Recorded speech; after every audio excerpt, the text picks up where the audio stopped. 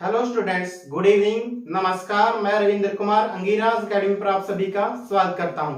चलिए आज फिर मैं आपके लेके आ गया नेक्स्ट लेक्चर। और आज का जो लेक्चर है ये क्लास 10 का लेक्चर है। और क्लास 10 के अंदर जो है हम दो एक्सरसाइज आपकी कंप्लीट कर चुके हैं चैप्टर नंबर 1 के अंदर। चलिए चलते हैं आज वर्कशीट 3 पर, एक्सरसाइज 3 पर। और उस पर चलने से पहले सबसे पहले हम थ्योरम देखेंगे। यहाँ पर जो थ्योरम है यहाँ पर 1.3 है, थ्योरम 1.3 को देखेंगे। थ्योरम 1.3 की स्टेटमेंट क्या कहती है, यहाँ पर हम इसकी स्टेटमेंट को समझने की कोशिश करेंगे क्योंकि पूरी एक्सरसाइज 1.3 है जो इसके ऊपर ही बेस्ड रहेगी। फिर तो क्या कहता है, let P be a prime number, P be a prime number, यानी कि P क्या है, एक प्राइम नंबर है, P be a prime number. अब कंडीशन लगाता है ऐसे, if P divides, if P divides A square, then अगर P क्या है, डिवाइड करता है, P क्या है, डिवाइड करता है यहां पर किसको, A स्क्वायर को, A स्क्वायर को अगर P डिवाइड करता है तो फिर अगर ऐसा है फिर क्या करेगा, देन उसके बाद then P divides A also. तो फिर क्या करेगा, P डिवाइड करेगा किसको, A को भी डिवाइड करेगा। ये यहां पर कहना चाहता, अगर ये कंडीशन है तो फिर ये भी क्या होगी, ट्रू होगी। यानी कि अगर P है A स्क्वायर को डिवाइड करता है तो फिर क्या करेगा, P यहां पर A को भी डिवाइड करेगा। ये यहां पर कंडीशन है। और यहां पर लिखा हुआ, क्लियर लिखा हुआ है यहां पर स्टेटमेंट के अंदर क्या है, A is a positive integer, A is a positive integer. और पॉजिटिव इंटीजर तो आप लोग जानते होंगे ना, क्या किसको कहते हैं। पॉजिटिव इंटीजर का मतलब दूसरी तरीके से यहाँ पर क्या लिख सकता था, नेचुरल नंबर। क्या लिखते हैं, नेचुरल नंबर। यहाँ पर इस तरीके से बोलना चाहता है, पॉजिटिव इंटीजर और नेचुरल नंबर सेम थिंग होती हैं, ये आपको पता होना चाहिए। अगर नहीं पता तो फिर आओ नंबर्स को जाने, पहली जो वीडियो है उनको देखेंगे यहाँ पर। तो मैंने ये आपको स्टेटमेंट बताई। अब इस थ्योरम का हम यूज करेंगे। लेट यहां पर अब क्लियर लिखा, P be a prime number, P क्या एक प्राइम नंबर। अगर इफ, ये बार बार क्यों रिपीट कर रहा हूं, क्योंकि इंपॉर्टेंट है, अभी मैं यूज करूंगा इसी का। If P divides A square, अगर P डिवाइड करता है A स्क्वायर को तो फिर क्या है, P A को भी डिवाइड करेगा। और A यहां पर क्या है, एक पॉजिटिव इंटीजर है, ये यहां पर लिखा। चलिए अब चलते हैं क्वेश्चन नंबर 1 पर जो एक्सरसाइज 1.3 के अंदर है।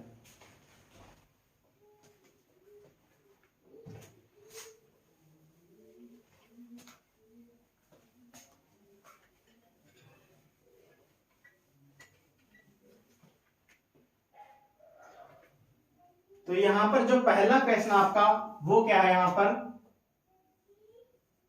क्वेश्चन नंबर 1 है जो क्या है, √5 is a rational number, is a irrational number, is a irrational number. ये हमें क्या है, प्रूव करना है। ये क्या हमें करना है, प्रूव करना है। √5 क्या है, ये प्रूव करना, prove that √5 is an irrational number, ये हमें प्रूव करना है। और इसको प्रूव करने के लिए हम इसका उल्टा मानेंगे, इसका उल्टा मानेंगे हम यहाँ पर। और यानी कि हम ये मान लेंगे कि √5 क्या है, रेशनल नंबर है। √5 क्या है, रेशनल नंबर है। इसका उल्टा, बिल्कुल उल्टा मान के चलेंगे हम। और फिर बोल देंगे कि जो हमने माना था स्टार्टिंग में वो रॉन्ग था। ये ऐसा ही होता है, कई बार हम क्या है, सच को साबित करने के लिए क्या मानते हैं, उसको झूठ मान लेते हैं। लेकिन बाद में भी जो झूठ ही निकलता है तो इसका मतलब क्या है, पहले वाली बात सच थी। इस तरीके से ये बात है। यानी कि हम पहले इसको √5 क्या मानेंगे, इरेशनल नंबर नहीं, रेशनल नंबर मानेंगे। तो चलिए इसको सोल्व करते हैं यहां पर।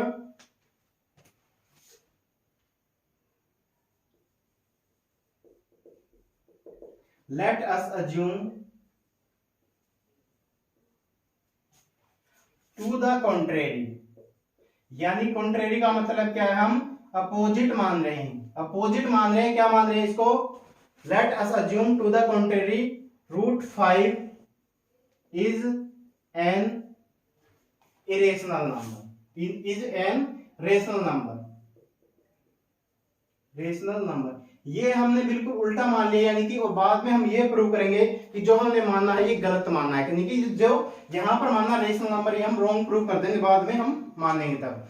तो सबसे पहले अगर आपको याद होगा, और याद नहीं है तो फिर आप पिछली क्लास में पढ़ के भी देख सकते हैं। रेशनल नंबर क्या होता है? रेशनल नंबर एक ऐसा नंबर होता है जिसको हम p बाई क्यू की फॉर्म में लिख पाएंगे, और यहाँ पर क्या है, q is not equal to क्या होता है, 0 होता है। इसको हम बोलते हैं रेशनल नंबर, इसको बोलते हैं रेशनल नंबर। ये आपने डेफिनेशन पढ़ी होगी 9th क्लास के अंदर भी, जहां से भी आपने पढ़ा है। तो यहाँ पर ये है इरेशनल नंबर कौन सा होता है, जिसको हम p बाई क्यू की फॉर्म में लिख पाए, और p बाई क्यू में क्या है, q वहां पर 0 नहीं होना चाहिए, ये स्टेटमेंट होती है। तो इसका मतलब क्या है, हम इसको अगर ये रेशनल नंबर है तो इसको हम क्या लिख पाएंगे, √5 इक्वल टू क्या लिख पाएंगे, हम r बाई एस लिख पाएंगे। क्या लिख पाएंगे, r by S. r by S मैंने लिखा इसको इक्वल टू के, और यहां पर क्लियर लिखा हुआ है r and s are integer number, r integer number. r और s क्या है, यहां पर इंटीजर नंबर है दोनों, यानी कि पॉजिटिव भी हो सकते हैं, नेगेटिव भी हो सकते हैं, ये ऐसा जरूरी नहीं है यहां पर। लेकिन अब यहां पर एक चीज और आती है, यहां पर जरूरी नहीं है कि ये दोनों क्या हो, को प्राइम हो। अब ऐसा जरूरी नहीं है, यहां पर जैसे मैंने कोई नंबर लिखा, यहां पर मैंने लिखा, यहां पर 14 लिखा, और ये क्या लिखा, यहां पर 16 लिख लिया है। कितना लिखा, 14 डिवाइड बाई 16। तो ये क्या है, ये एक रेशनल नंबर तो है, ये क्या है, रेशनल नंबर तो है यहां पर, लेकिन यहां पर क्या है, 2 कॉमन फैक्टर है। क्या है, 2 कॉमन फैक्टर। जैसे अगर मैं इसको लिखता हूं 2 मल्टीप्लाई 7, मैं इसको ऐसे लिख सकता हूं, नीचे वाले क्या लिख सकता हूं, 2 मल्टीप्लाई में 8 लिख सकता हूं, 2 मल्टीप्लाई में 8 लिख सकता हूं। तो यहाँ पर क्या था, 2 कॉमन फैक्टर था, यहाँ पर क्या था, 2 कॉमन फैक्टर था यहाँ पर, और उसको हमने सोल्व कर दिया। तो क्या आ गया यहाँ पर, 7/8 आ गया। क्या आ गया यहाँ पर, 7/8 आ गया इस तरीके से। लेकिन अब जो रिजल्ट आया ये 7/8, ये दोनों क्या है, 7 और 8 क्या है, ये को प्राइम नंबर है। क्या है, ये को प्राइम नंबर है। अब 7 और 8 क्या है, को प्राइम नंबर है। यहां पर मैंने यही मानना है कि r और s क्या इंटीजर नंबर है यहां पर। लेकिन अब हमारे असम्पशन में क्या है, हम थोड़ा सा और सोल्व करेंगे यहां पर, यानी कि आफ्टर क्या है यहां पर कॉमन फैक्टर हटाएंगे। अब हम यहां पर कॉमन फैक्टर हटाने के बाद क्या लिखेंगे, यहां पर लेट, या फिर आफ्टर सोल्विंग कॉमन फैक्टर, और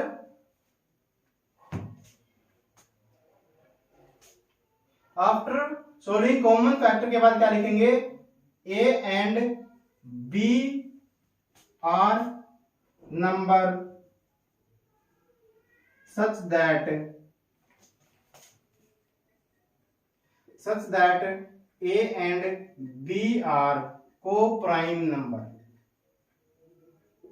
तो मैंने ये यहां पर लिख दिया, अगर जैसे r और s के अंदर कोई भी कॉमन फैक्टर था तो उसको सोल्व करने के बाद क्या है यहाँ पर, जैसे 7 और 8 बचा है, तो अब मैंने यहाँ पर मान लिया a और b क्या है, ऐसे नंबर है यहाँ पर जो क्या हो गया, अब को प्राइम नंबर हो गया। क्या हो गया, को प्राइम नंबर। इसका मतलब क्या है, अब सिर्फ अकेला एक ही ऐसा फैक्टर है, वन ही अकेला ऐसा फैक्टर है जो इन दोनों के बीच में है यहाँ पर। तो यहाँ पर लिखेंगे therefore only one is common factor among a and b। अब a और b के बीच में कॉमन फैक्टर सिर्फ क्या है, 1 है। जैसे यहां पर है, यहां पर अब क्या है, वो कॉमन फैक्टर क्या है, 1 है अकेला यहाँ पर। तो अब हम लिखेंगे √5 इक्वल टू क्या लिखेंगे हम यहाँ पर, √5 इक्वल टू क्या आ गया है, a डिवाइड में क्या आ गया है, b आ गया, a डिवाइड में क्या आ गया, b आ गया। इस तरीके से a डिवाइड में क्या लिख दिया मैंने, b लिख दिया। अब यहाँ पर तो हम इसको सोल्व करेंगे, या फिर क्रॉस मल्टीप्लीकेशन आप सीख चुके होंगे, इसको रीअरेंज करने पर क्या आएगा यहाँ पर, इसको यहाँ पर मल्टीप्लाई करेंगे तो क्या आ जाएगा, a इक्वल टू क्या आ जाएगा, √5b आ जाएगा, यानी कि मल्टीप्लाई हो गया, ये मल्टीप्लाई हुआ। इसको आप इक्वेशन नंबर 1 दे दीजिए यहाँ पर, नाम इक्वेशन नंबर 1 दे दीजिए यहाँ पर, a इक्वल टू √5। और अब हम क्या करेंगे, यहां पर लिख रहा हूं मैं squaring on both sides in equation 1। Equation 1 के अंदर जो यहां पर इसके हम क्या करेंगे, यहां के बाद मैंने यहां पर लिखा ये वाला लाइन, तो क्या करेंगे, दोनों तरफ क्या करेंगे, स्क्वायर करेंगे, और स्क्वायर करने के बाद क्या आ जाएगा यहाँ पर, a स्क्वायर इक्वल टू क्या आ गया है, 5b स्क्वायर आ गया है। a स्क्वायर इक्वल टू क्या आ गया, 5b स्क्वायर आ गया यहाँ पर। इस तरीके से अगर यहाँ पर क्या है, अगर मैं b को यहाँ पर रखता हूं, यानी कि b क्या है, b के b स्क्वायर के मल्टीप्लाई में क्या है 5, b स्क्वायर के मल्टीप्लाई में क्या है 5। अगर यहाँ पर ये 5 मल्टीप्लाई में, तो इसका मतलब क्या है कि a स्क्वायर के अंदर भी 5 इंक्लूड है, a स्क्वायर के अंदर भी क्या है 5 इंक्लूड है यहाँ पर। इसका मतलब यही है यहाँ पर, अगर b स्क्वायर की मल्टीप्लाई 5 के साथ है तो इसका मतलब क्या है a स्क्वायर की टोटल वैल्यू के अंदर भी 5 है, और अगर 5 है तो क्या है a स्क्वायर को क्या है 5 डिवाइड कर देगा, a स्क्वायर को क्या डिवाइड कर देगा, a स्क्वायर को ये 5 डिवाइड कर सकता है। चलिए अब यहां से आगे मैं इसको हटाता हूं इधर वाली साइड को, और फिर आगे सोल्व करते हैं इसको। यहां से हमने देखा, इसको आप इक्वेशन नंबर 2 भी दे सकते हैं यहां से ऐसे, और इक्वेशन नंबर 2 में हमने क्या देखा, अकॉर्डिंग टू थ्योरम 1.3 के हिसाब से क्या बोलेगा अब ये 5 divides A square, 5 divides A square, तो 5 क्या कर रहा है डिवाइड कर रहा है ए स्क्वायर को, यहां पर यही बोलेगा यहां पर। और अब क्या बोलेगा 5 डिवाइड्स ए, इसका मतलब अब ये थ्योरम है वही इसका यूज आ गया यहाँ पर। अभी अभी मैंने बताया जैसे 5 अगर यहाँ पर मल्टीप्लाई में, जैसे मैं आपको यहाँ पर करके दिखाता हूं, जैसे 5 स्क्वायर है और मल्टीप्लाई में क्या था यहाँ पर 64 है, 5 में मल्टीप्लाई में कितना 64 है। अगर आपने इसको 320 सोल्व करके लिख दिया, और ये किसके इक्वल है ए स्क्वायर के इक्वल है, ए स्क्वायर के इक्वल है, तो इसका मतलब क्या है ये 5 से डिवाइड हो रहा है, ए स्क्वायर की वैल्यू कितनी है 320 है, तो इसके 5 से डिवाइड होगा नहीं होगा। तो अब मैंने यहाँ पर लिखा if according to theorem 1.3 5 divides A square then 5 divides A, तो क्या करेगा 5 डिवाइड करा किसको, ए को भी डिवाइड करेगा। और इसकी मैंने वैल्यू मान ली यहां पर, इसकी वैल्यू मान लेते हैं let a is equal to 5c, a is equal to क्या मान लिया 5c मान लिया, क्योंकि 5 से डिवाइड करेगा तो क्या मान लिया मैंने 5c, इसकी वैल्यू मान लिया। Put this value in equation 2 के अंदर हम ये वैल्यू पुट करेंगे अभी हम यहाँ पर। तो ए की जगह पर क्या रखेंगे 5c रख दीजिए यहाँ पर, 5c का स्क्वायर इक्वल टू कितना आ गया है 5b का स्क्वायर, कितना आ गया इक्वल टू 5b स्क्वायर आ गया यहाँ पर। और अब हम इसको सोल्व करेंगे तो कितना आ जाएगा ये 25c स्क्वायर इक्वल टू कितना आ गया 5b स्क्वायर। और b स्क्वायर को अब मैं यहाँ से इसको हटा रहा हूँ एक बार नीचे वाली लाइन को, ये मैंने सिर्फ समझाने के लिए आपको बताया था यहाँ पर। तो क्या आ जाएगा यहाँ पर b स्क्वायर इक्वल टू कितना आ गया 25, c स्क्वायर डिवाइड में कितना आ गया 5, और b स्क्वायर कितना आ गया 5c स्क्वायर, कितना आ गया b स्क्वायर की वैल्यू क्या है 5c स्क्वायर के इक्वल आ गई। और इसको मैंने नाम दे दिया इक्वेशन नंबर 3 का। अब यहाँ पर भी सेम कंडीशन आ गई कि b स्क्वायर क्या है इक्वल टू 5c स्क्वायर है। इसका मतलब क्या है, यहां से भी हम बोल सकते हैं 5 divides b square then according to theorem 1.3, तो क्या करेगा यहां पर 5 डिवाइड्स b ऑल्सो। तो ये यहां पर ये स्टेटमेंट बन जाएगी कि अगर 5 डिवाइड कर रहा है b स्क्वायर, तो वो अकॉर्डिंग टू थ्योरम 1.3 उसके हिसाब से क्या हो जाएगा 5 डिवाइड करा किसको b को भी डिवाइड करेगा। और जैसा हमने यहाँ पर माना था a और b को, हमने क्या माना था a और b क्या थे यहाँ पर को प्राइम नंबर थे, जिसमें क्या है सिर्फ एक ही फैक्टर था। यहाँ पर आप एक लाइन और ऐड कर दीजिए, यहाँ पर इसको नंबर को पूरा लिख दीजिए, नो फैक्टर अदर देन 1।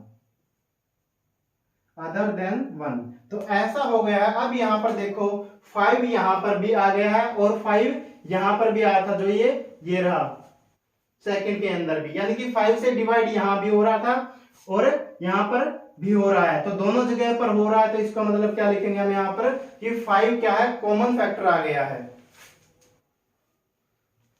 5 क्या है यहां पर कॉमन फैक्टर है, therefore 5 is common factor among a and b।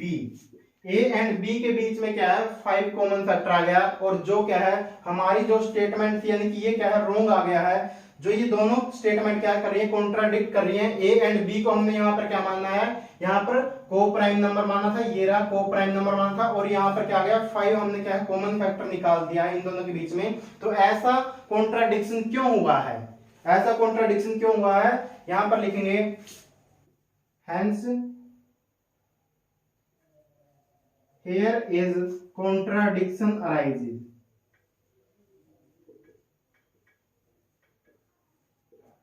और ऐसा क्यों हुआ है,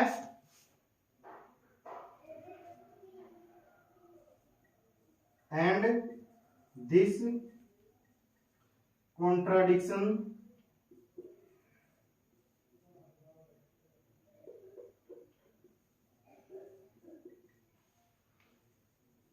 arised due to our wrong assumption।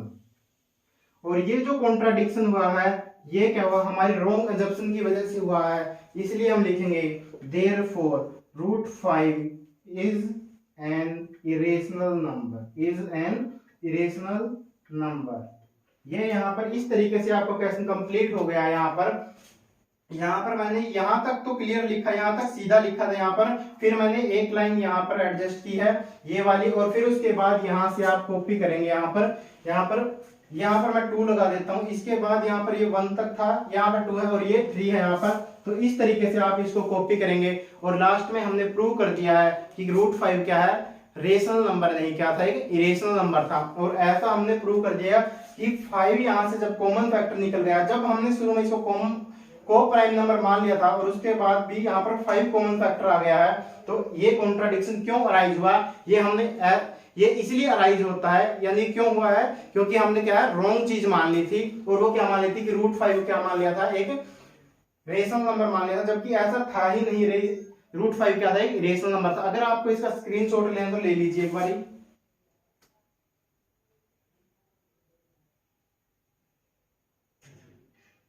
उम्मीद है स्क्रीनशॉट ले लिया होगा। इसी तरीके से जो है एग्जांपल है √2 √3 वो भी आपके सोल्व होते हैं इसी तरीके से, सेम तरीके से। और जो अगले क्वेश्चन पर चलते हैं, आप क्वेश्चन नंबर 2 पर।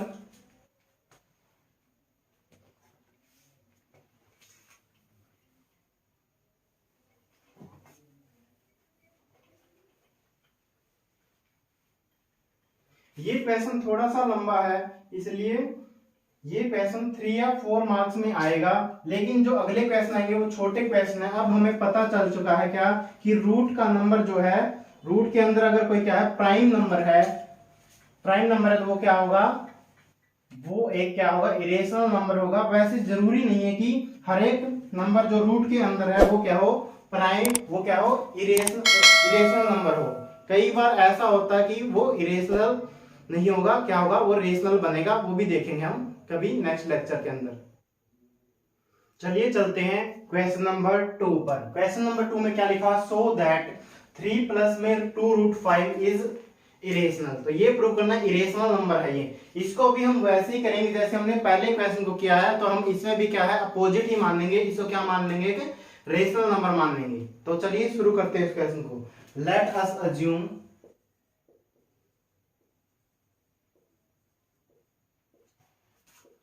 to the contrary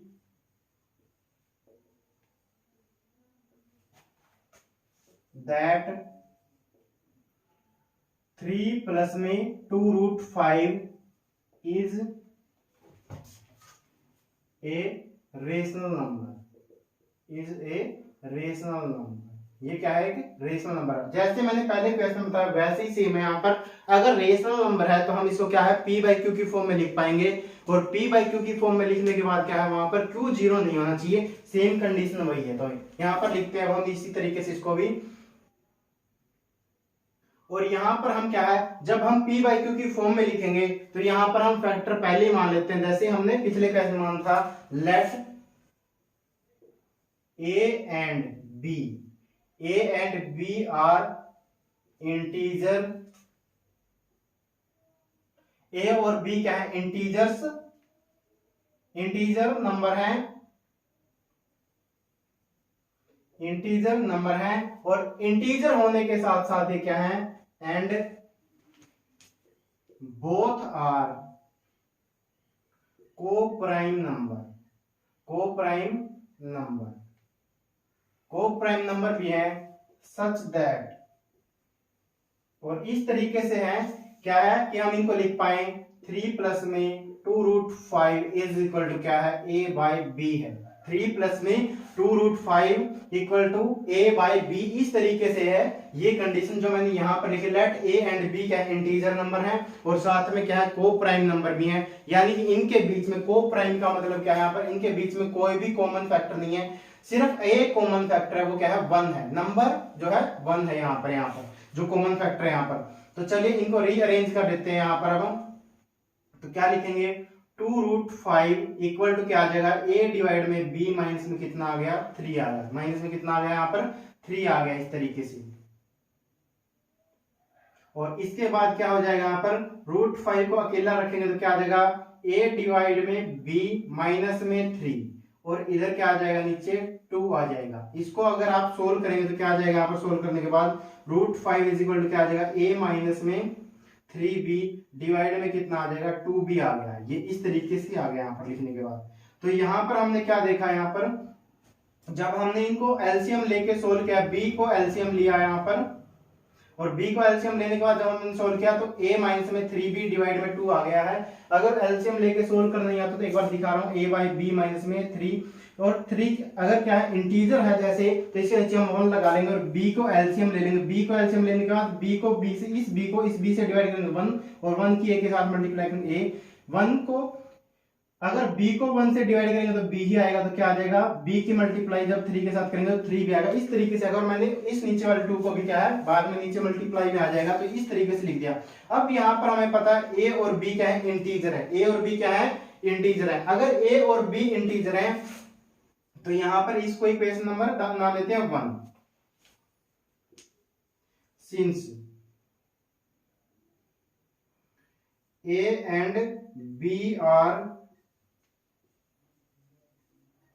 integer number. अगर a और b इंटीजर है तो ये पूरा क्या होगा, ये फिर पूरा क्या बनेगा, इंटीजर होगा। ये क्या होगा, पूरा इंटीजर होगा। और ये हम पढ़ चुके हैं पहले ही, जब जो दो चीजें इक्वल होते हैं, जब दो चीजें क्या होती हैं, इक्वल होती हैं, तो इसका मतलब दोनों साइड में क्या लिखा, सेम लिखा होता है। और ऐसा हम अलजेब्रिक एक्सप्रेशन जो चैप्टर है 6, 7, 8 में आपने पढ़ा होगा, उनके अंदर भी हम ये चीज प्रूव करते हैं कि लेफ्ट हैंड साइड को इक्वल प्रूव करते हैं किसके, राइट हैंड साइड के। तो ये वही चीज यूज करेंगे हम। अगर a and b integer number है तो इसका मतलब क्या है, ये a and b are integer number, then a minus 3b divide में 2b क्या है, इज ए रेशनल नंबर हो जाएगा। क्या हो जाएगा, ये एक रेशनल नंबर हो गया है।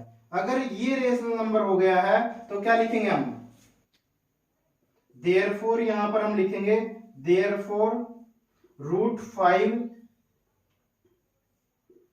√5 is also a rational number।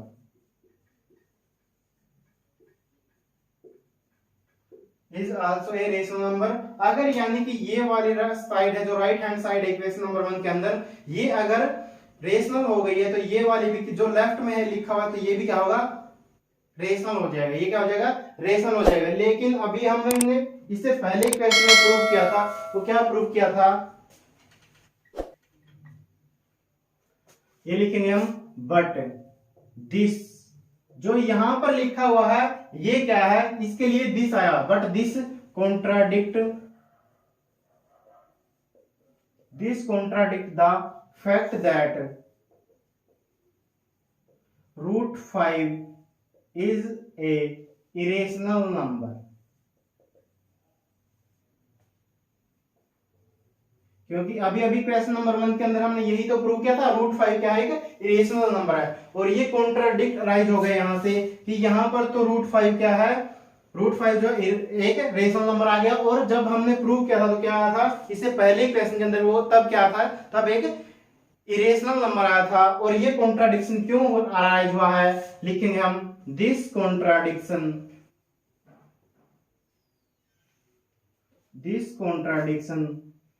Has arised due to wrong assumption made by us that, और वो क्या थी, √5 is a rational number। जो हमने ये स्टेटमेंट मानी थी, जो ये कॉन्ट्राडिक्शन क्यों अराइज हुआ है, क्योंकि हमने जो रॉन्ग एजम्पशन मानी थी, कौन सी थी वो, √5 क्या एक रेशनल नंबर है। इस वजह से ये चीजें हुई हैं कि ये और ये क्या है, कॉन्ट्राडिक्शन पे आगे खड़े हो गए हैं यहाँ पर। तो इसलिए हम लिखेंगे देयरफॉर, यहाँ पर लिखेंगे देयरफॉर, ये जो इस पूरे को लिखेंगे अब हम 3 प्लस में 2√5 इज ए इरेशनल नंबर। इसलिए हम क्या लिखेंगे, इसलिए हमने लिखा यहाँ पर, और ये कॉन्ट्राडिक्शन जो √5 है यहाँ पर तो क्या बन गया, एक रेशनल नंबर बन गया। लेकिन जो हमने अभी प्रूव किया था इससे पहले क्वेश्चन के अंदर क्या है, वहां पर क्या हुआ था, एक रेशनल नंबर आया था। और ये ऐसा हुआ क्यों था, क्योंकि हमने यहाँ पर क्या है, इसको रेशनल नंबर मान लिया था, जबकि ऐसा है ही नहीं था। तो इस तरीके से आपका प्रूव हो गया है। और लास्ट में लिख देंगे आप यहाँ पर हैंस प्रूव्ड, हैंस प्रूव्ड। यही आपको प्रूव करना था कि क्या है, 3 प्लस में 2√5 क्या है, एक इरेशनल नंबर था। ये आपका प्रूव हो गया है। चलिए अब इसका स्क्रीनशॉट आपको लेना है तो ले लीजिए एक बारी।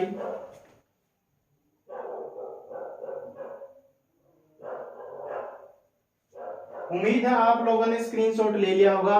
चलिए मिलते हैं नेक्स्ट वीडियो के अंदर। आज हम यहीं तक पढ़ेंगे क्योंकि वीडियो ज्यादा लंबी बन जाएगी फिर। और अगर आप चैनल पर नए हैं तो अंगीरा एकेडमी को सब्सक्राइब कर देना, और अगर पुराने हैं तो फिर अपने दोस्तों के साथ शेयर कर देना, वीडियो को लाइक कर देना। Thank you very much.